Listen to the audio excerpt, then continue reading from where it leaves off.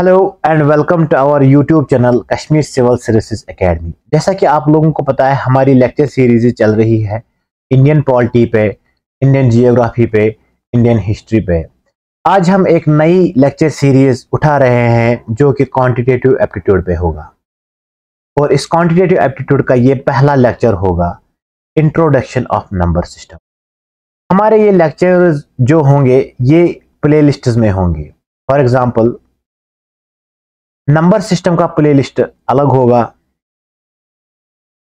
Average का playlist अलग होगा, वैसे ही फ्रैक्शन का प्लेलिस्ट अलग होगा और ऐसे ही हम बहुत सारे प्लेलिस्ट्स बनाएंगे ताकि आपको कंपटीशन एग्जाम्स के लिए आसानी हो।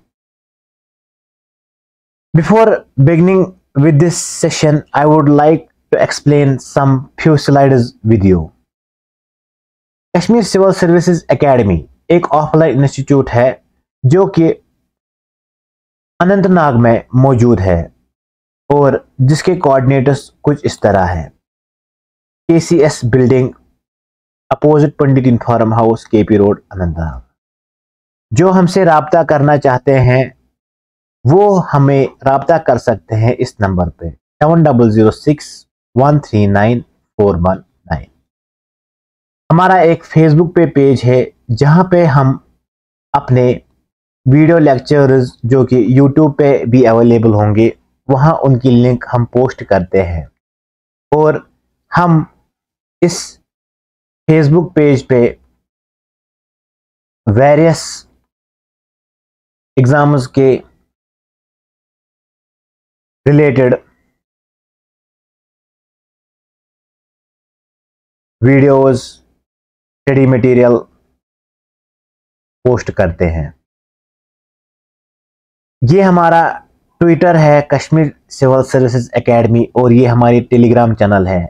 यहाँ पे भी आप अवेल कर सकते हो हमारी सर्विसेज जो हमने टेलीग्राम पे रखी है।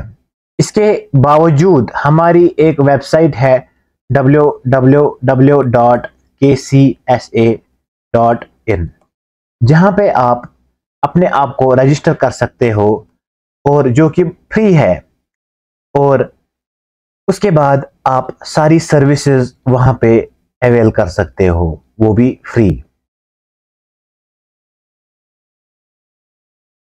तो coming back on my topic, तो before this I would like to tell you what you can achieve in this lecture series. You can get daily live classes and not only daily live classes but you can chat with your educator, engage in discussion and ask your doubts. This lecture series will be in structured manner. What do you mean by structured manner? That all content will be in accordance with your syllabus of a given exam. साथ ही साथ में आपको इस lecture series के बाद mock tests भी लिए जाएंगे जो कि हमारी वेब पोर्टल al.kcsa.in पे मौजूद होगी। इसके बाद हमने एक मेंटरशिप का प्रोग्राम रखा है जहां पे IAS ऑफिसर्स और KS ऑफिसर्स आपको गाइड करेंगे कि कैसे कोई पर्टिकुलर एग्जाम क्वालिफाई करते हैं। This is something about me. My name is engineer Yasir Two. I have plus 2 years of teaching experience and I am graduated in engineering from Government College of Engineering and Technology, Jammu. I have some great expertise in CSAT and history, quantitative aptitude. This lecture series is in accordance with the syllabus provided by JKAS, JKSSB, SSC, Banking and Railway. It will be also sufficient for other posts having similar syllabus as the coverage of syllabus will be very comprehensive. Syllabus. Let us discuss the syllabus. सबसे पहले हम बात करते हैं number system क्या है, number system के बारे में इसकी डेफिनेशन देखेंगे। उसके बाद हम बात करेंगे इसकी क्लासिफिकेशन के बारे में। जब हम क्लासिफिकेशन की बात करेंगे वहां पे हमें एक नंबर आएगा प्राइम नंबर, और हम वो जब डिस्कस करेंगे तब हम उस पर एक टेस्ट करेंगे जिसका नाम है टेस्टिंग ऑफ प्राइम नंबर। ये बहुत ही इंपॉर्टेंट टॉपिक है, हर साल इसमें एक क्वेश्चन पूछा ही जाता है।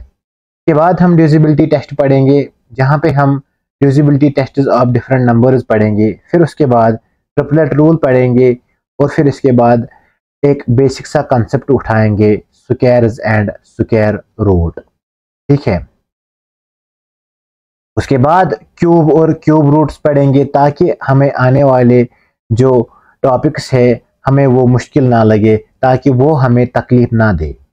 उसके बाद हम एक सिंपल सा कंसेप्ट पढ़ेंगे बॉड मास, कैसे हम ऐड कर सकते हैं, कैसे हम सब्ट्रैक्ट करेंगे बॉड मास से, मतलब कि bracket of division, multiplication, addition, subtraction. उसके बाद हम पावर्स की बात करेंगे जो कि हम पढ़ेंगे सर्ड्स एंड इंडिसेस में, क्योंकि हमें जब unit digit finding unit digit वाला जब हम टॉपिक स्टार्ट करेंगे वहां पे हमें पावर्स के साथ खेलना है।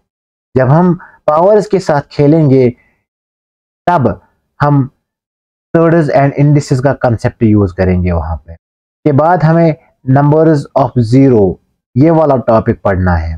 के बाद हम रिमाइंडर थ्योरम पढ़ेंगे, जहाँ पे हमें पता चलेगा कि रिमाइंडर थ्योरम से हम क्वेश्चंस कैसे सॉल्व कर सकते हैं। जब ये सारा हम कंप्लीट करेंगे लगभग 6 to 7 लेक्चर्स में जब हम कंप्लीट करेंगे, उसके बाद हम क्वेश्चन पेपर देखेंगे डिफरेंट कॉम्पिटिटिव एग्जाम्स के, और वो हम डिस्कस करेंगे मिल बैठ के।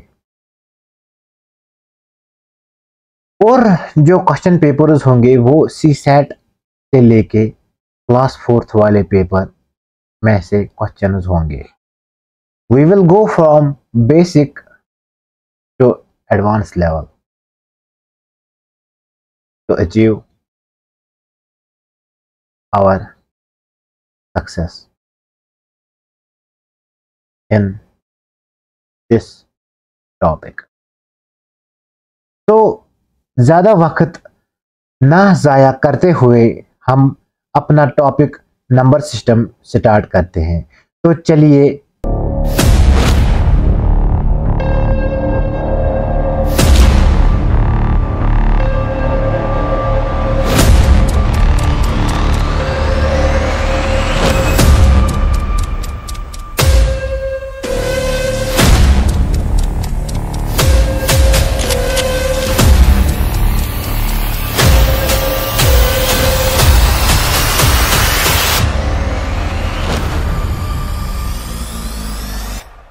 Number system.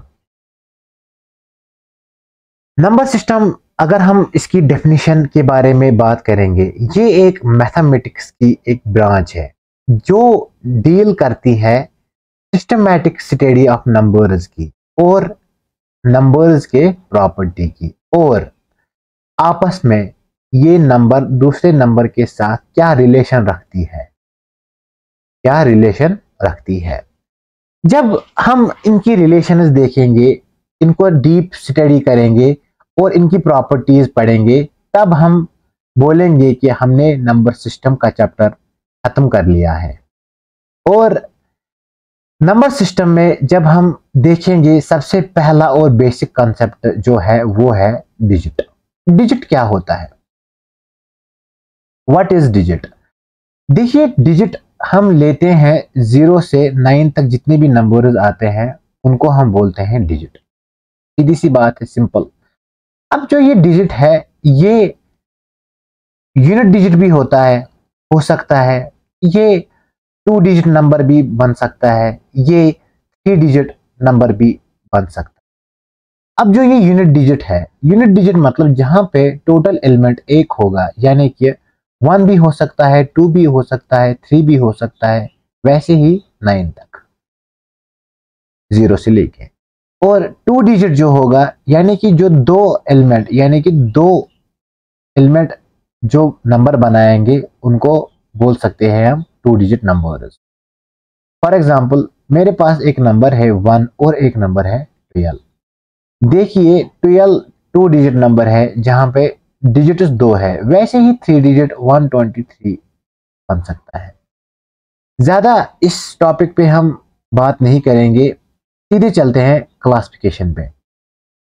क्लासिफिकेशन जब हम बात करते हैं, हम बोलते हैं, हमें सबसे पहले याद आता है कॉम्प्लेक्स नंबर। कॉम्प्लेक्स नंबर्स क्या होते हैं, ये एक इंपॉर्टेंट टॉपिक है क्लासिफिकेशन। अब कॉम्प्लेक्स नंबर क्या होता है, हर कोई नंबर जो भी मैथ में एग्जिस्ट होता है उसको हम बोलते हैं कॉम्प्लेक्स नंबर्स। अब इस कॉम्प्लेक्स नंबर के टाइप्स है, ठीक है। इसके टोटल 2 ही टाइप है। एक है इमेजिनरी नंबर, जो कि मैं आपके साथ डिस्कस नहीं करूंगा। क्यों नहीं करूंगा, क्योंकि ये आपके सिलेबस में नहीं है। ये इंजीनियरिंग टॉपिक है जो कि आईईएस में पूछा जाता है और जो कि इंजीनियरिंग एग्जाम्स में पूछा जाता है, जैसे गेट है वहां पे ये पूछा जाता है। इमेजिनरी नंबर्स जो है वो हमें सिर्फ और सिर्फ सॉल्यूशन निकालने में यूज होता है किसी भी इलेक्ट्रिकल इक्विपमेंट का। तो हमारा जो फोकस है वो रहेगा सिर्फ और सिर्फ रियल नंबर्स पे, ठीक है। रियल नंबर्स पे हमारा फोकस रहेगा। रियल नंबर, जब हम रियल नंबर की बात करते हैं, क्लासिफिकेशन की बात करते हैं, इसमें से हम बोलते हैं कि रियल नंबर्स के 2 हिस्से होते हैं। एक हिस्सा जाता है इरेशनल नंबर्स की तरफ, दूसरा हिस्सा जाता है रैशनल नंबर्स की तरफ। अब इरेशनल नंबर्स क्या होते हैं ये हम बाद में पढ़ेंगे दूसरे स्लाइड्स में। यहाँ पे हम सिर्फ क्लासिफिकेशन करेंगे। अब जो रैशनल नंबर है ये फर्दर डिवाइड होता है 2 हिस्सों में। एक होता है फ्रैक्शनल नंबर्स, दूसरा होता है इंटीजर्स। फ्रैक्शनल नंबर्स हम बाद में पढ़ेंगे, मैंने इसको इसीलिए यहाँ पे बाहर निकाला है क्योंकि फ्रैक्शन एक अलग टॉपिक है आपके सिलेबस में। फ्रैक्शन एक बहुत ही इंपॉर्टेंट टॉपिक है जो कि मैं आपके साथ डिस्कस करूंगा मेरे आने वाले लेक्चर्स में। अब जब हम इंटीजर्स की बात करते हैं, इंटीजर्स जो है वो 3 हिस्सों में बंट जाते हैं। एक पॉजिटिव, दूसरा जीरो, तीसरा है नेगेटिव नंबर। अब अगर हम बात करेंगे हमारे सिलेबस में होल नंबर और नेचुरल नंबर्स है। होल नंबर्स आपको पता ही है, अगर नेचुरल नंबर्स जिनको काउंटिंग नंबर्स बोलते हैं उनको मिला के जीरो को ऐड करेंगे उनमें तो वो होल नंबर बनता है। इसीलिए मैंने जीरो का जो ये यहाँ पे डायरेक्शन है यहाँ पे चेंज, मतलब यहाँ पे ये होल नंबर्स की तरफ रखा है कि जीरो और पॉजिटिव नंबर्स देते हैं होल नंबर्स और पॉजिटिव नंबर सिर्फ हमें देते हैं नेचुरल नंबर्स। अब हम बात करेंगे कि जो नेचुरल नंबर्स है उनके फर्दर कितने टाइप्स होंगे, फिर यानी कि कितने हिस्से होंगे। हम अगर बात करेंगे, पहले तो हम देखेंगे इवन नंबर्स, जहां पे हम देखेंगे इवन कौन है और ऑड कौन है। फिर उसके बाद ऑड वाले नंबर्स आएंगे। उसके बाद एक बहुत ही अहम सा टॉपिक आएगा जिसका नाम है प्राइम नंबर्स। उसके बाद हम बात करेंगे कंपोजिट नंबर, और ये सारा हम अभी इस स्लाइड जो है इसके बाद डिस्कस करेंगे। अपना टॉपिक स्टार्ट करने से पहले मैं आपको बताऊंगा कि कॉम्प्लेक्स नंबर क्या है। देखिए एक नंबर है मेरे पास 4 + 3i, ये एक कॉम्प्लेक्स नंबर है। ज्यादा बात नहीं करूंगा मैं इस पे, सिर्फ मैं इसके लफ्जी माने बताऊंगा। जो ये 4 है ये रियल पार्ट है इस पूरे नंबर का, ये पूरा एक ही नंबर है, ये रियल पार्ट है। और जो ये 3i है ये एक इमेजिनरी पार्ट है। जब रियल पार्ट और इमेजिनरी पार्ट मिलते हैं आपस में तब ये एक नंबर फॉर्म करते हैं जिनको हम बोलते हैं कॉम्प्लेक्स नंबर्स। और ये कॉम्प्लेक्स नंबर्स आपके सिलेबस में नहीं है, तो tata bye bye for complex numbers. अब हम बात करेंगे रियल नंबर्स। रियल नंबर्स क्या होते हैं? These are the numbers that can be represented on a number line.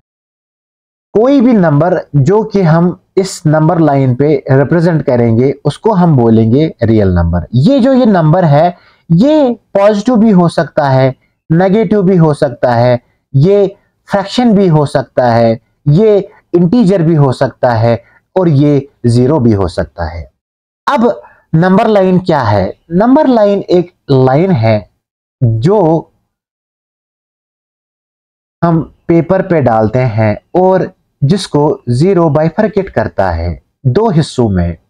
एक हिस्सा जो जीरो के राइट हैंड साइड में है जिनको हम बोलते हैं पॉजिटिव नंबर्स। दूसरा हिस्सा जो जीरो के लेफ्ट साइड में है जिनको हम बोलते हैं नेगेटिव नंबर्स। जब हम नेगेटिव नंबर्स की बात करते हैं तो ये नंबर लाइन पे अप टू माइनस इन्फिनिटी तक होगा, और जब पॉजिटिव नंबर्स की बात करते हैं ये नंबर लाइन पे up to positive infinite numbers तक होंगे। यहाँ पे हमारा बेसिक सा रियल नंबर क्या है ये खत्म होता है। अब बात करते हैं हम एक इंपॉर्टेंट टॉपिक जो कि रैशनल नंबर है, उस पे हम बात करेंगे, उस पे हम चर्चा करेंगे। रैशनल नंबर्स क्या होते हैं? देखिए, रैशनल नंबर्स की जब बात हम करते हैं हम बोलते हैं कि numbers that can be represented in the form of p by q, where p, q are integers. यहां पे मैं इंटीजर को एनसर्कल करूंगा क्योंकि हमें रैशनल नंबर समझने के लिए पहले देखना है इंटीजर क्या है। उसके बाद क्या बोलता है? Where q is not equal to zero. अब हम इसको विस्तार से समझेंगे। इंटीजर्स क्या होते हैं? देखिए, इंटीजर्स होते हैं, हम इसको देखेंगे दूसरे स्लाइड में जो कि मैंने यहां पे रखा है। देखिए, rational numbers which do not have any decimal और fraction part are called integers. In simple words, we can say denominator is equal to 1, जिसका डिनोमिनेटर 1 होगा और जहां पे डेसिमल की कोई बात नहीं होगी, जहां पे फ्रैक्शन की कोई बात नहीं होगी, वो नंबर्स कहलाते हैं इंटीजर्स। चलिए देखते हैं अब फिर से ऊपर वाली स्लाइड में कि p by q are integer तो हमें पता चल गया। अब ये p by q क्या है? p by q यानी कि p जो है वो हम कहलाते हैं न्यूमरेटर और q जो है उसको हम कहलाते हैं हम डिनोमिनेटर।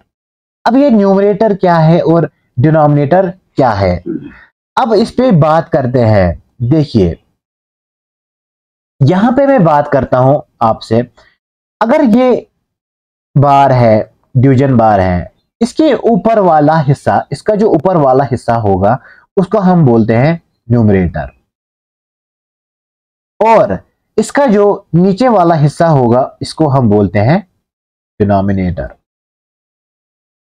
फॉर एग्जांपल के लिए 2/3, ये इसका जो 2 वाला हिस्सा है ये न्यूमरेटर कहलाता है 2/3 में से, और जो इसका नीचे वाला हिस्सा है इसको हम बोलते हैं डिनोमिनेटर जो कि 3 है।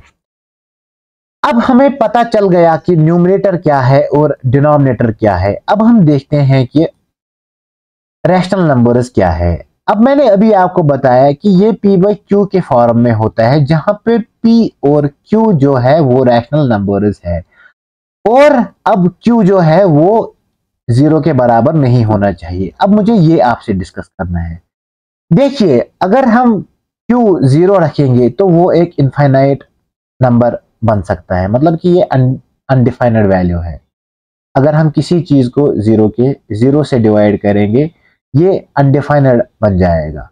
ठीक है, इसीलिए ये बोल रहा है यहाँ पे कि क्यों 0 नहीं होना चाहिए। यहाँ पे क्या सिर्फ इतना रैशनल नंबर है जो हमने यहाँ पे चर्चा अभी की? क्या सिर्फ इतना रैशनल नंबर है? जी नहीं, इसके साथ कुछ कंडीशंस है रैशनल नंबर होने के, जो कि ये 2 कंडीशन है रैशनल नंबर होने की। सबसे पहली बात और सबसे पहली कंडीशन ये है कि डेसिमल नंबर। अब डेसिमल नंबर क्या होता है? डेसिमल नंबर वो नंबर होता है जहां पे कोई डेसिमल पॉइंट होगा। जिस नंबर में कोई डेसिमल पॉइंट होगा उसको हम डेसिमल नंबर बोलते हैं। फॉर एग्जांपल के लिए मेरे पास नंबर है 3.5, ये एक डेसिमल नंबर है। अब जब डेसिमल नंबर हमें समझ आया, अब हम ये जो लाइन है ये पढ़ के देखेंगे। Decimal number which are terminating like 3.5 is a rational number. ठीक है, यहां तक हम बात करते हैं, यहां तक हम चर्चा करते हैं। अब बात यहां पे जो छिड़ी है वो है टर्मिनेशन की। ये टर्मिनेशन जो है ये क्या है? देखिए, अगर मेरे पास एक नंबर है 7/2, ठीक है, 7/2 जो है 7 को डिवाइड करता है 2। अगर मैं इसको आगे देखूंगा, ये है 3.5 इसका सॉल्यूशन, क्योंकि 2 इंटू 3.5 हमें 7 देता है कि नहीं? बिल्कुल है। अब अगर हम टर्मिनेशन की बात करेंगे, जो ये 3.5 है ना, जो इसका हमने सॉल्यूशन निकाला, ये जो है ये तो 5 पे ही टर्मिनेट हो रहा है। लेकिन अब हम किसको बोलेंगे non terminating number? Non terminating number किसको हम बोलते हैं? हम इसको समझने के लिए मैं आपको एक एग्जांपल देता हूं। रूट 2 जो है जिसका value 1.414 dash dash dash dash dash है। इसका मतलब क्या है? जो ये डैश डैश डैश मैंने डाला, इसका मतलब है कि नंबर अभी आगे और है, पता नहीं है हमें कि ये कहां पे टर्मिनेट होगा। अभी और नंबर्स है, लेकिन हमें ही नहीं पता है कि कितने नंबर्स और है। हमें नहीं पता है कि ये किस जगह पे टर्मिनेट होता है। इसलिए रूट 2 एक रैशनल नंबर नहीं है, रूट 2 एक इर्रेशनल नंबर है। वैसे ही रूट 3 भी इर्रेशनल नंबर है। क्या इसका मतलब रूट 4 भी रैशनल नंबर हो सकता है? या क्या इसका मतलब रूट 4 इर्रेशनल नंबर है? फिर ये अगर रूट 3 इर्रेशनल नंबर है, रूट 2 इर्रेशनल नंबर है, क्या रूट 4 इर्रेशनल नंबर है? जी नहीं। जब हम आगे स्क्वायर रूट्स पढ़ेंगे और स्क्वायर्स पढ़ेंगे तब हमें पता चलेगा, या आपको पता होगा कि रूट 4 का वैल्यू 2 है, जो कि एक रैशनल नंबर है। ठीक है, तो इस चीज की चर्चा हमने की। अब हम बात करेंगे कंडीशन नंबर 2। कंडीशन नंबर 2 क्या है? कंडीशन नंबर 2 ये है कि रिकरिंग क्या होता है वो हमें समझना है। तो पहले तो ये लाइन बाय लाइन पढ़ेंगे, देखेंगे कि क्या है ये। Number which have recurring decimal are also rational numbers like 0.3333। ठीक है, अब हम बात करेंगे रिकरिंग की। ठीक है, रिकरिंग जब हम डेसिमल वाला चैप्टर पढ़ेंगे वहां पे हम देखेंगे रिकरिंग के 2 टाइप्स होते हैं। एक होता है प्योर रिकरिंग नंबर, दूसरा होता है मिक्स्ड रिकरिंग नंबर। अगर हम बात करेंगे 1/3 की, अगर 1 को 3 डिवाइड करता है तो इसका सॉल्यूशन होता है 0.3333 डैश डैश डैश। ये एक रिपीटिंग नंबर है। अगर ये नॉन टर्मिनेटिंग भी है लेकिन ये रिपीटिंग भी है। जहां पे आपको दिखेगा कोई नॉन टर्मिनेटिंग नंबर जो कि रिपीटिंग है, यानी कि 0.3 बार, वो एक रैशनल नंबर कहलाएगा। मेरी बात समझ में आ रही है आपको बच्चों? बात मैं ये बोल रहा हूं कि प्योर रिकरिंग का मतलब ये है जहां पे सेम एलिमेंट डेसिमल के बाद रिपीट होगा, यानी कि 0.3 में से 3 बहुत बार रिपीट हो रहा है, ये प्योर रिकरिंग नंबर। मिक्सड क्या होता है? अब अगर हम बात करेंगे कोई दूसरा नंबर 0.35 फॉर एग्जांपल या 0.359, यहां पे अगर मैं बार ऊपर वाले में 35 पे रखूंगा, इसका मतलब क्या है? इसका मतलब ये है कि 0.353535 डैश डैश डैश डैश, यानी कि जो ये 35 है सिर्फ 35 रिपीट होगा कंटिन्यूअसली। और अगर मैं यहां पे बार रखूंगा 359 पे, इसका मतलब है कि 359 रिपीट होगा, रिपीट होगा बहुत बार, ये लूप में चलेगा। मेरी बात समझ आ रही है?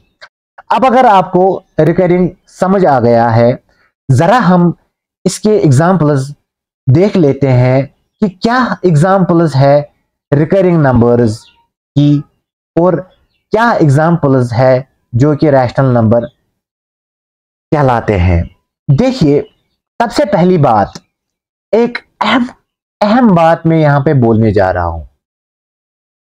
हर साल हर एक कॉम्पिटिटिव एग्जाम में कम से कम ये पूछा ही जाता है कि pi is an rational number और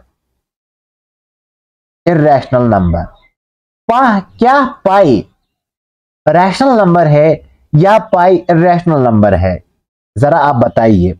देखिए, हमने एक मिसकंसेप्शन पाल के रखा है पहले से ही, जो कि ये है कि पाई है कि वो 22/7 के बराबर होता है। बच्चों, ये बिल्कुल गलत कंसेप्ट है, क्योंकि 22/7 जब हम लेते थे, इसको हम बोलते थे ये इसका अप्रॉक्स वैल्यू है। What do you mean by approx? Approx means approximately. हमने इसको लगभग लिया था 22/7 पाई के बराबर। जब हम आज अभी पढ़ रहे हैं, जब हम देख रहे हैं, जो ये 22/7 है और जो ये पाई है, ये दोनों आपस में बहुत ही डिफरेंट है, क्योंकि 22/7 is an rational number but pi is an irrational number. कैसे? मैं आपको बताता हूं। 22/7 अगर आप कैलकुलेटर पे देखोगे, जरा ये वीडियो आप पॉज करो और देखो कैलकुलेटर पे, आपको वैल्यू यहां पे दिखाई देगा, जो कि होगा 3.142857 142857 यानी कि 142857 जो है, ये बार बार रिपीट हो रहा है। हम लिख सकते हैं 22/7 इज इक्वल टू 3.142857, इस पे रखेंगे हम बार। Therefore, हमने अभी पढ़ा जो नंबर्स रिकरिंग होते हैं वो रैशनल नंबर कहलाते हैं। जब हम पाई की बात करते हैं, वो एक ऐसा नंबर है जो नॉन टर्मिनेटिंग है। यहां पे हम बात करेंगे पाई की वैल्यू की, जो कि 3.141592653539 और कल तक ये चलेगा। लेकिन यहां पे हमें एक कंसेप्ट क्लियर हुआ कि पाई एक इरेशनल नंबर है और जो 22/7 है वो रैशनल नंबर है। तो मुझे उम्मीद है कि आपको ये समझ आया होगा। अब एक क्वेश्चन करेंगे हम यहां पे। उससे पहले कि हम एक क्वेश्चन करेंगे, हम इस बोर्ड को थोड़ा सा साफ करेंगे।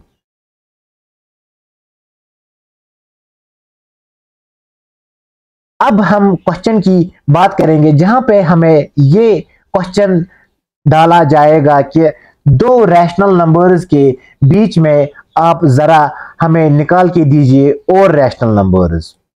फॉर एग्जांपल, मेरे पास एक क्वेश्चन है, find 3 rational numbers between 3 and 5। देखिए, इसको हम दो तरीके से कर सकते हैं। पहला तरीका ये है कि नंबर लाइन डाल सकते हैं हम, जहां पे हम 0 तो पहले से ही मौजूद होगा, इसके बाद जो नंबर्स होंगे वो होगा 1 होगा, 2 होगा, 3 होगा, फर्दर 4 होगा और 5 होगा। जब हमें 3 और 5 की बात करनी है तब हम 3 और 5 पे मैग्नीफाइंग ग्लास लगाएंगे और इस नंबर लाइन को फिर से बारीकी से देखेंगे। जब हम बारीकी से देखेंगे इस नंबर लाइन को, यहाँ पे हमें दिखेगा कि जो 3 है और जो ये 5 है, इसके बीच में 3.1 भी होगा, 3.2 भी होगा, 3.3 भी होगा, 4.1 भी होगा, 4.9 भी होगा, 4.7 भी होगा, जो कि बहुत सारे रैशनल नंबर है 3 और 5 के बीच में। यहाँ पे और एक कंसेप्ट है कि अगर x है कोई रैशनल नंबर, y है कोई दूसरा रैशनल नंबर, तो अगर हम x plus y divided by 2 करेंगे वो भी एक रैशनल नंबर ही देगा। फॉर एग्जाम्पल के लिए मेरे पास एक क्वेश्चन था यही, अब हम इसको इस वाले अप्रोच से करेंगे। फॉर एग्जाम्पल मेरे पास क्वेश्चन था, find 3 rational number between 3 and 5। हम x को लेते अभी 3, फिर 5 को लेते हम, फिर y को लेते हैं हम, फिर y को हम लेंगे 5 और इनको डिवाइड करेंगे 2 से, जो कि 8/2 मुझे देगा, जो कि 4 के बराबर है। और जो 4 है क्या वो 3 और 5 के बीच में है? जी हाँ, वो 3 और 5 के बीच में है। इसी के साथ अगर हमें और दो रैशनल नंबर देखने हैं इन दोनों के बीच में, हम इस बार x लेंगे 3 और y लेंगे हम इस बार 4 और फिर इसको डिवाइड करेंगे 2 से और यहाँ पे हमें 3.5 मिलेगा। वैसे ही हम अभी इसके बाद 4x लेंगे और y को लेंगे हम इस बार 5, जो कि 9/2 मिलेगा जब हम इसको सॉल्व करेंगे। तो आई होप कि आपको यहाँ पे रैशनल नंबर्स पूरा का पूरा क्रिस्टल क्लियर समझ में आया होगा। अब हम बात करेंगे इर्रेशनल नंबर्स की। इर्रेशनल नंबर लॉजिक से ही पता चल रहा है कि इर्रेशनल नंबर वो नंबर्स है जो कि रैशनल नंबर्स नहीं होंगे। यानी कि जो हमने अभी 3 चीजें पढ़ी रैशनल नंबर में, इनका ये बिल्कुल अपोजिट होगा। कैसे होगा अपोजिट, मैं आपको ये समझाता हूं। सबसे पहली बात, ये p/q की शक्ल में नहीं होगा। हो गया ये मसला क्लियर। इसके बाद जितने भी नंबर्स नॉन टर्मिनेटिंग है उनको हमने अभी बोला था कि वो रैशनल नंबर नहीं है, यहां पे वो इर्रेशनल नंबर है। फॉर एग्जांपल के लिए रूट टू का जो वैल्यू है वो है 1.414, फिर डॉट, यानी कि अभी और नंबर्स है लेकिन हमें ही नहीं पता है कि वो कहां तक है, जो कि टर्मिनेट ही नहीं हो रहा है। √3 भी है जो कि मैंने अभी आपको समझाया। पाई भी है। अब पाई क्यों है? क्योंकि पाई एक ऐसा नंबर है जो इर्रेशनल है, ये हमने अभी डिस्कस किया है। अब हम बात करेंगे इमेजिनरी नंबर्स क्या होते हैं। देखिए, ये आपके सिलेबस में नहीं है लेकिन मैं इस पे थोड़ी सी रोशनी डालूंगा। जब मैं इस पे रोशनी डालूंगा इसमें से हम थोड़ा सा ब्रीफ डिस्कशन करेंगे। इमेजिनरी नंबर्स को हम समझने से पहले मैं आपको ये थोड़ा सा रिकैप करूंगा। रिकैप मतलब मैं आपको ले जाऊंगा आपके निचले वाले क्लासेस में। फॉर एग्जांपल के लिए 8th क्लास, 10th क्लास या 9th क्लास। वहां पे जब हमें क्वाड्रेटिक इक्वेशन में क्वेश्चन आता था, हम बोलते थे x² + 1 = 0।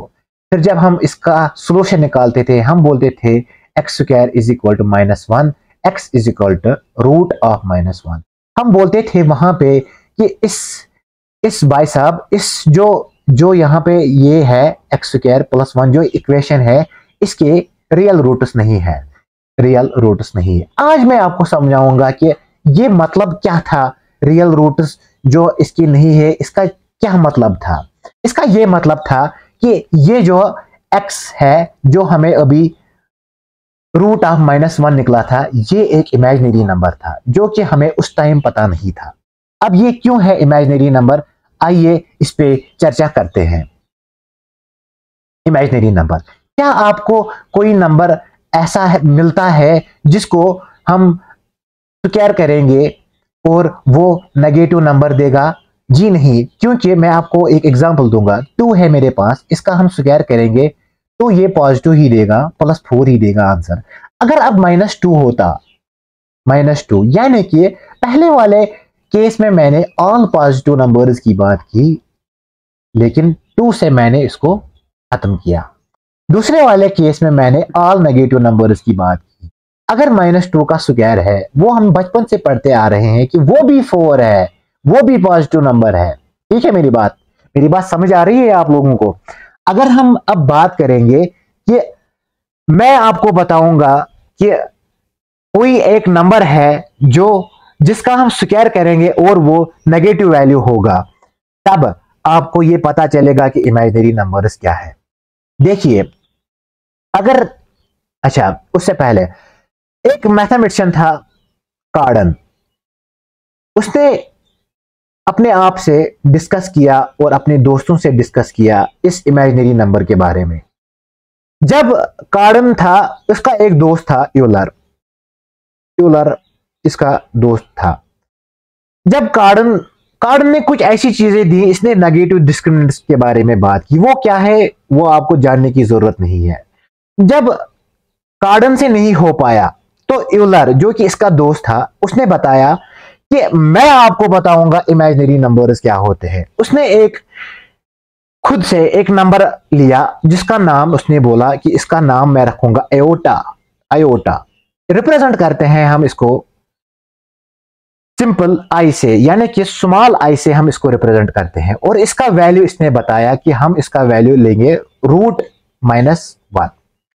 सो यूलर को कोई आइडिया आया, इसने बताया कि इमेजिनरी नंबर क्या होते हैं। जब इसको ये आइडिया आया तो मैथमेटिक्स में एक रेवोल्यूशन आया, कॉम्प्लेक्स नंबर्स खड़ा हो गए, जिनकी वजह से आज आप एक मोबाइल में जितने भी सॉफ्टवेयर है, हार्डवेयर है, वो किसी इक्वेशन पे बेस्ड है, उनके आप सॉल्यूशन निकालते हो। जब इसने इमेजिनरी नंबर्स की बात की, मैथमेटिक्स में रेवोल्यूशन आया और कॉम्प्लेक्स नंबर्स का जन्म हुआ। कॉम्प्लेक्स नंबर्स क्या है? कॉम्प्लेक्स नंबर्स ऐसा नंबर है जहां पे रियल नंबर्स के साथ साथ आपको इमेजिनरी नंबर्स भी मिलेंगे। फॉर एग्जांपल के लिए मेरे पास एक नंबर है 3 + 9 आयोटा।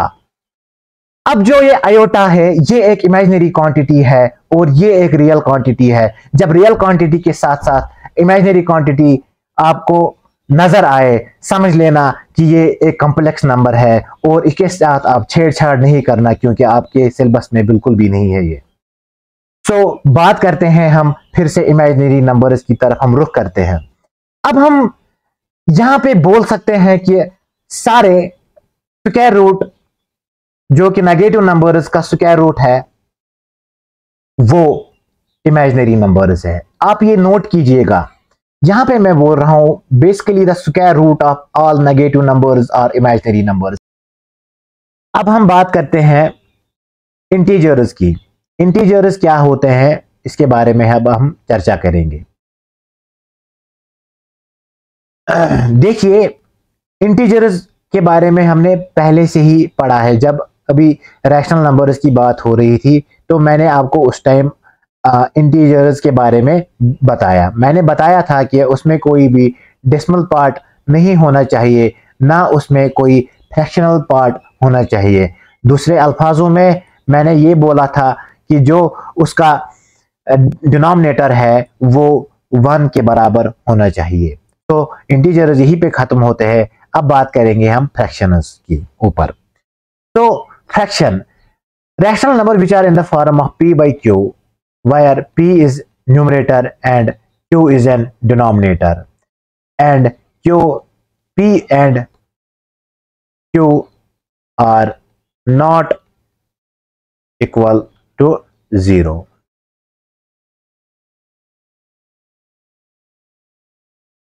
For example, 3/7, -4/1, इसको भी हम -4/11, इसको भी हम बोल सकते हैं फ्रैक्शन। ठीक है, अब हम एक क्वेश्चन करेंगे फ्रैक्शन के ऊपर। Find the fraction whose numerator is 2 square denominator whose numerator is 2 square plus 1 and denominator is 3 square minus 1। तो न्यूमरेटर हमने ऊपर रखा, डिनोमिनेटर हमने नीचे रखा। अब हम इसको सॉल्व करेंगे। 2 2 ज़ा 4 प्लस 1 डिवाइडेड बाई 3 3 ज़ा 9 माइनस 1 इज इक्वल टू 5/8 इसका आंसर है। फ्रैक्शन बहुत ही इंपॉर्टेंट टॉपिक है और बहुत ही मजेदार और बड़ा टॉपिक है। इसको हम जो भी मैंने यहाँ पे ये नोट्स बनाए हैं इसको हम चर्चा करेंगे जब हम फ्रैक्शंस की बात करेंगे, जब हम फ्रैक्शंस एक अलग अलग तरीके से पढ़ेंगे, जब हम इसको अलग लेक्चर में पढ़ेंगे, जब यह इसका अलग प्लेलिस्ट बनाऊंगा। तो फ्रैक्शन फिलहाल के लिए हम रहने देते हैं। इसके बाद हम बात करते हैं होल नंबर्स की। होल नंबर्स क्या होते हैं? सारे नेचुरल नंबर्स। नेचुरल नंबर्स मतलब यानी कि counting numbers. Counting numbers counting numbers जो है वो 1 से शुरू होते हैं इनफाइनाइट तक। अब सारे नेचुरल नंबर प्लस 0 बनाते हैं होल नंबर। यही है हमारा होल नंबर। सबसे छोटा होल नंबर फिर कौन है? 0, क्योंकि 0 से ही तो स्टार्ट हो रहा है। और सबसे बड़ा कौन है हम ये कह नहीं सकते, क्योंकि किसी के लिए इनफाइनाइट कुछ और है, किसी के लिए इनफाइनाइट कुछ और है। मेरे लिए 10 होगा, किसी और के लिए 11 होगा। जहां तक मेरी गिनती खत्म होती है वहां पे दूसरे इंसान की गिनती खत्म नहीं होती है, इसीलिए इसको हम इनफाइनाइट बोलते हैं। Therefore, there is no largest whole number। अब नेचुरल नंबर क्या होते हैं? अब अगर इसी होल नंबर से हम 0 को एलिमिनेट करेंगे, जो बाकी बचता है वो नेचुरल नंबर कहलाता है। स्मॉलेस्ट नेचुरल नंबर कौन होगा? फिर 1। और लार्जेस्ट कौन होगा? इनफाइनाइट। वो हम क्लास पे नहीं कर सकते हैं। अब जो ये नेचुरल नंबर है इसको हमने फर्दर डिवाइड किया है। मैंने जब आपको क्लासिफिकेशन पढ़ाई वहां पे मैंने आपको बताया कि नेचुरल नंबर के 4 टाइप्स हैं। कौन कौन से? एक है इवन, दूसरा है ऑड, तीसरा है प्राइम, चौथा है कंपोजिट। इवन नंबर्स और ऑड नंबर्स को पढ़ने से पहले मैं आपको एक क्वेश्चन पूछता हूं। खैर बाद में ही मैं क्वेश्चन पूछता हूं, पहले इनके ऊपर चर्चा करते हैं। इवन नंबर्स वो नेचुरल नंबर्स है जो कि डिवाइड होते हैं 2 से। ठीक है, फॉर एग्जांपल के लिए मेरे पास नंबर है 4 तो डिवाइड होता है 2 से। 8 भी होता है, 16 भी होता है 2 से डिवाइड। जो 2 से डिवाइड होता है इनको हम बोलते हैं इवन नंबर्स।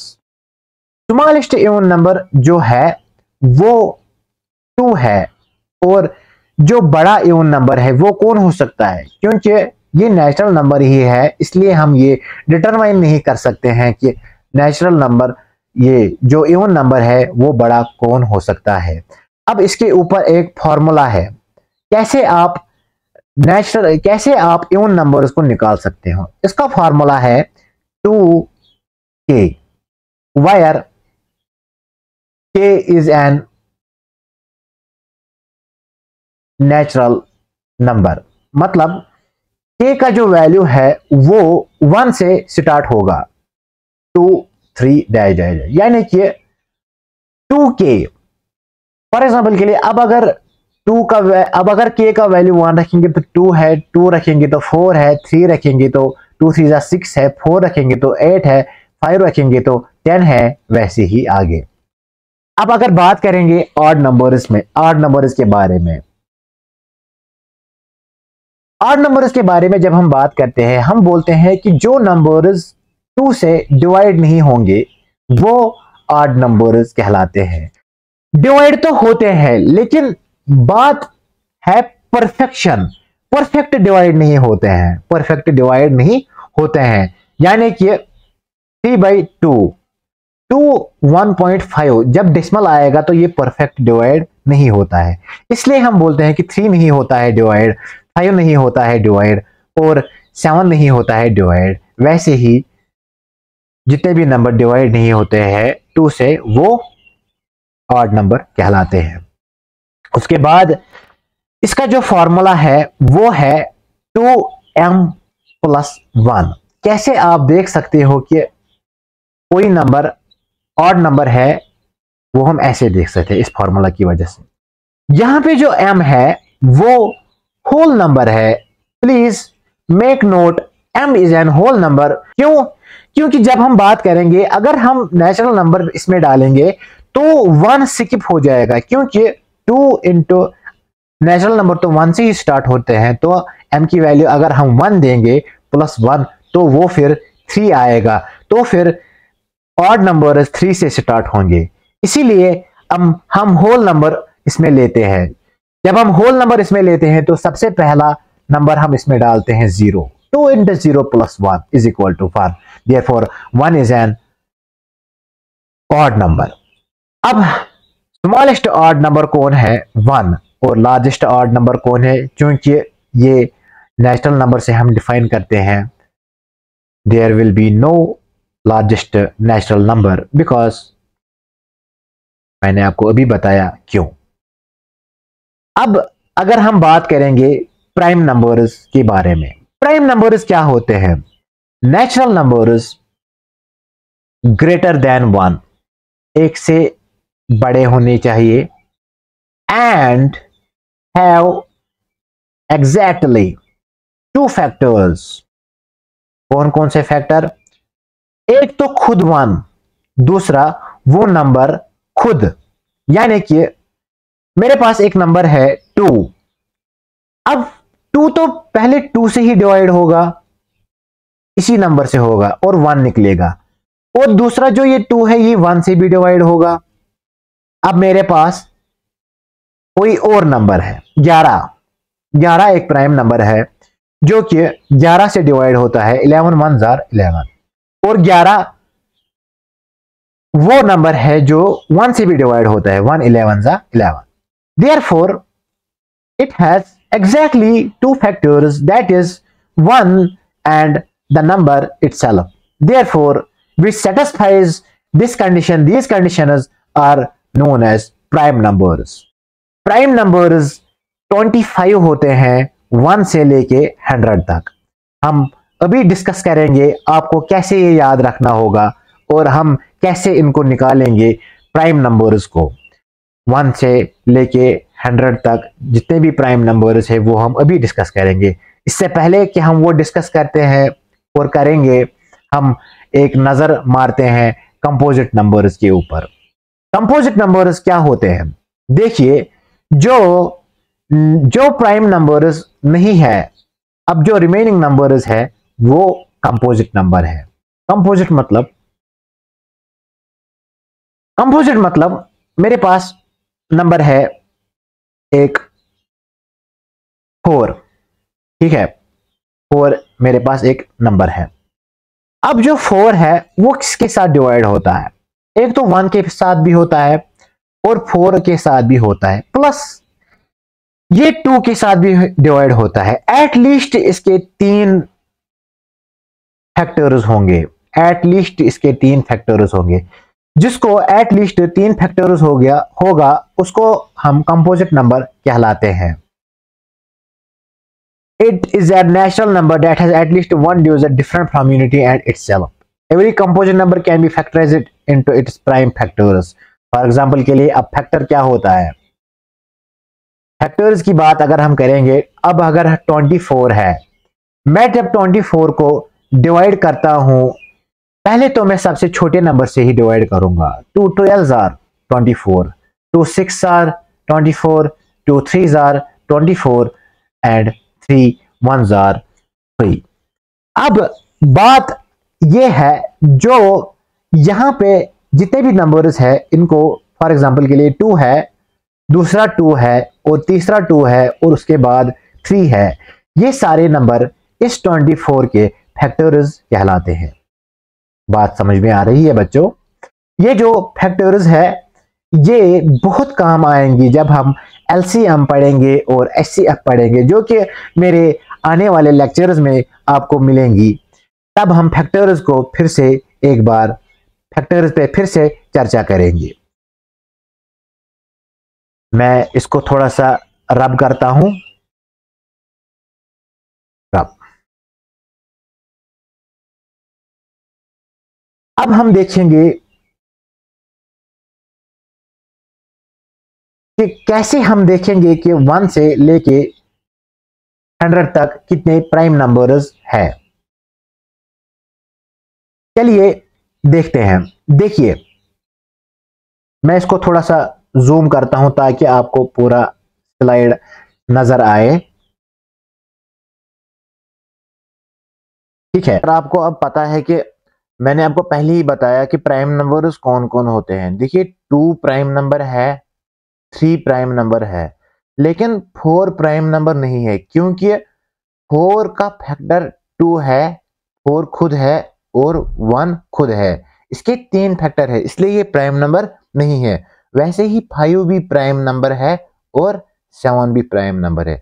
हमें बस इतना ही याद रखना है कि ये जो ये नंबर्स है, ये 1 2 3 4 5 नंबर्स, ये प्राइम नंबर है।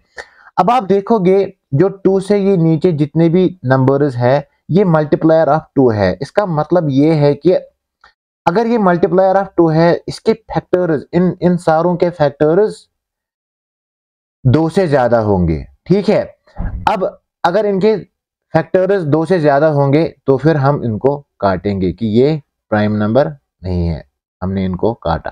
ठीक है, वैसे ही 2 1 आर 2, 2 2 आर 4, तो 4 के जितने भी नीचे हैं नंबर्स, ठीक है, वो भी मल्टीप्लायर ऑफ 2 है, इसलिए इनके भी फैक्टर्स बहुत सारे होंगे, हम इनको भी काटेंगे। उसके बाद जो 6 है वो भी मल्टीप्लायर ऑफ 2 है, और 6 के नीचे जितने भी नंबर्स है उनके भी फैक्टर्स बहुत सारे होंगे, हम इनको भी काटेंगे। देखिए, सिर्फ 3 सेकंड में हमने आधे नंबर्स जो 1 to 100 है उनको हमने एलिमिनेट किया। अब वैसे ही जो 3 है, 3 के मल्टीप्लायर इसके नीचे है सारे, और अगर ये 3 के मल्टीप्लायर्स है, इसका मतलब ये है कि जो इनके फैक्टर्स है वो बहुत सारे होंगे। हम फिर इनको भी ये क्रॉस करेंगे।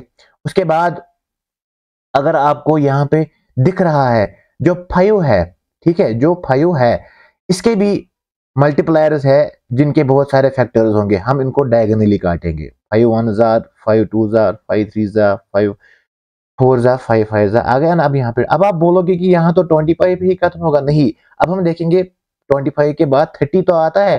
30 अगर यहाँ है, अब हम फिर से डायगोनली जाएंगे। 30 35 40 45 50 55, फिर से हम देखेंगे कि 55 के बाद 60 आता है, हम 60 के बाद 65 डायगोनली, 70 75 80 85। ठीक है, उसके बाद आप देखोगे कि 85 के बाद तो 90 आता है, तो फिर हम लिखेंगे 90 95 और 100। 5 के भी जितने भी ये मल्टीप्लायर्स हैं वो भी हमने क्रॉस किए इस टेबल में। ठीक है, अब इसके बाद हम देखेंगे 7 का। 7 तो खुद प्राइम नंबर है, लेकिन 14 7 का मल्टीप्लायर है।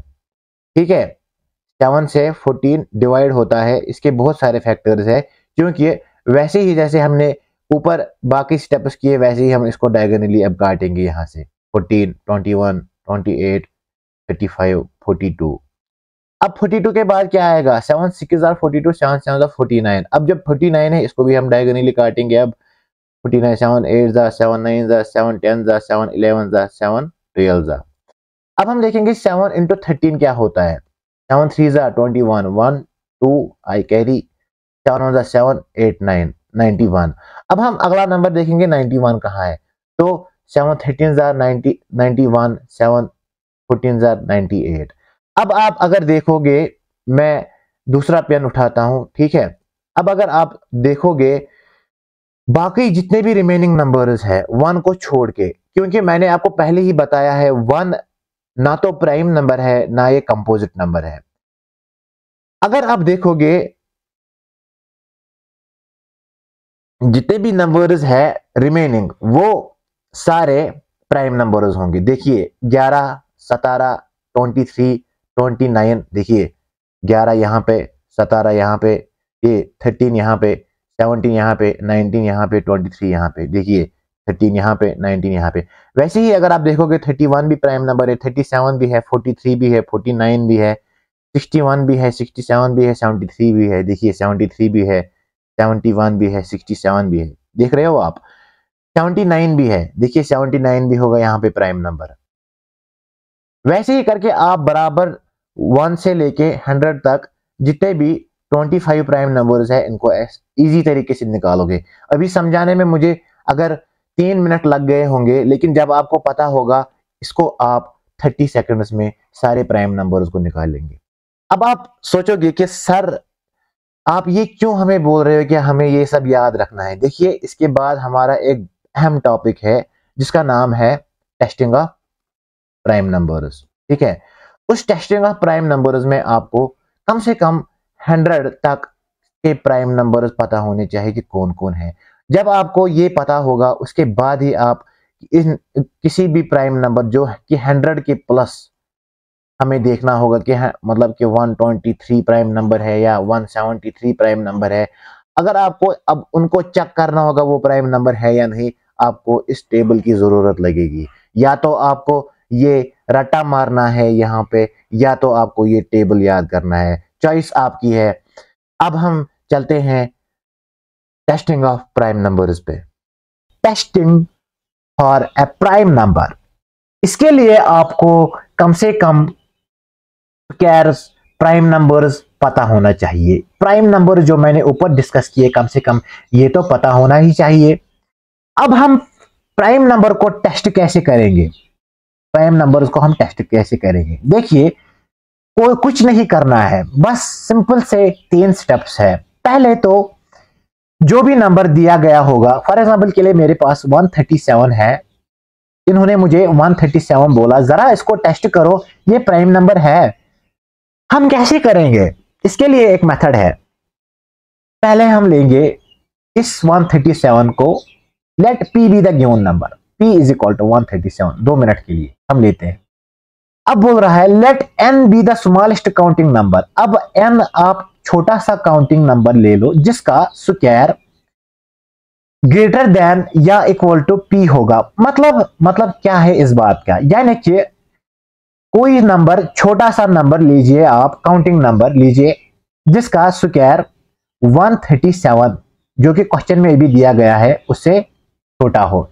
यानी कि मेरे पास मैं जो देख रहा हूं एक नंबर है 12 ऐसा नंबर है जिसका मैं स्क्वायर करूंगा और उसको 144 आंसर मिलेगा।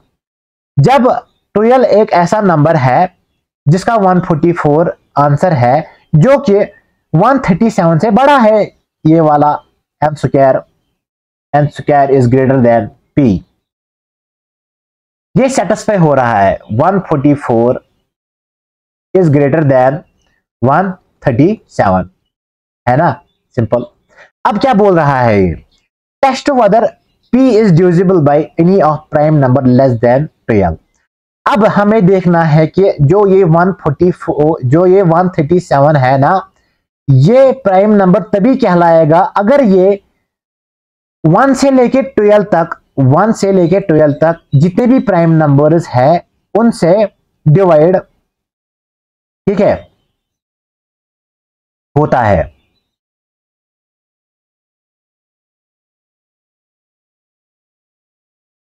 Test whether p is divisible by any of the prime numbers. अगर ये डिविजिबल है प्राइम नंबर्स से, ठीक है, तब अगर ये डिविजिबल है तो ये प्राइम नंबर नहीं है।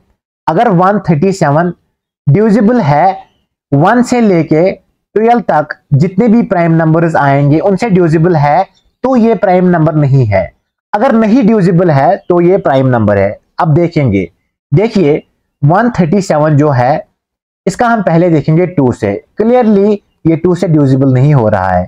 फिर देखेंगे 3 से भी नहीं हो रहा है। फिर देखेंगे 5 से भी नहीं हो रहा है। फिर देखेंगे 7 से भी नहीं हो रहा है। फिर देखेंगे उसके बाद 11 से भी नहीं हो रहा है। उसके बाद हमने सारे नंबर्स देखे, सारे प्राइम नंबर्स देखे जो कि 12 से पहले आते थे, इनसे ये डिविजिबल नहीं हुआ, therefore 137 is a prime number. अब देखेंगे 437 प्राइम नंबर है या नहीं।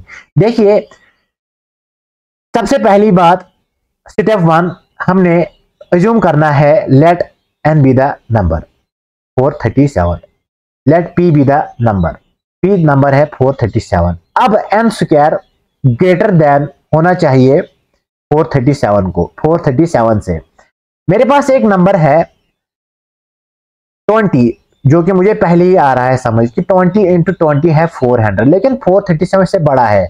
हम इससे आगे वाला नंबर देखेंगे 21 इंटू 21 इज इक्वल टू 437, 437 जो कि 400 से बड़ा है। अब हम 21 से नीचे जितने भी प्राइम नंबर्स आते हैं उनसे इसको टेस्ट करेंगे।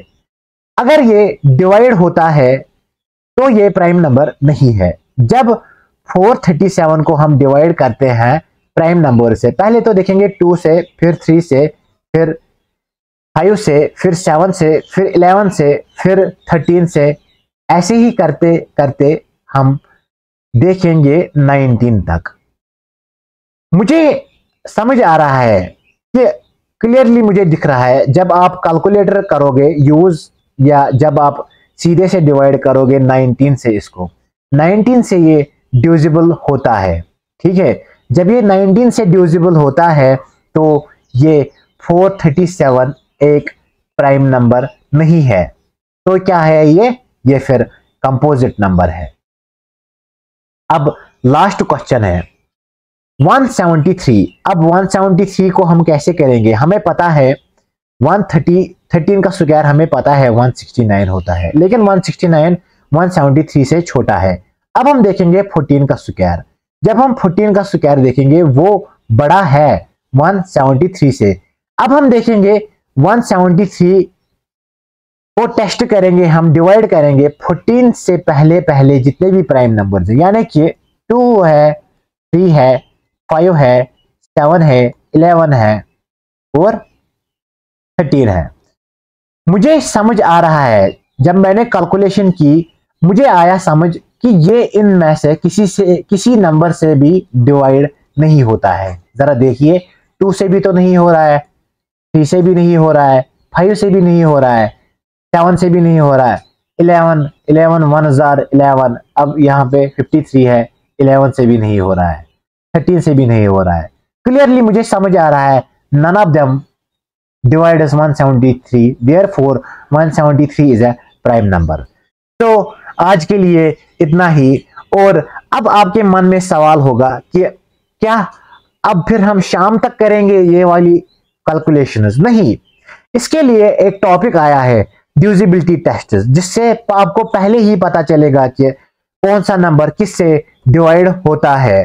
अब अगर हम बात करेंगे डिविजिबिलिटी टेस्ट की, डिविजिबिलिटी टेस्ट हम कल वाली क्लास में उठाएंगे जहां पे हम divisibility test of different numbers पढ़ेंगे।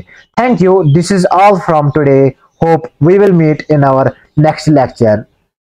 Thank you.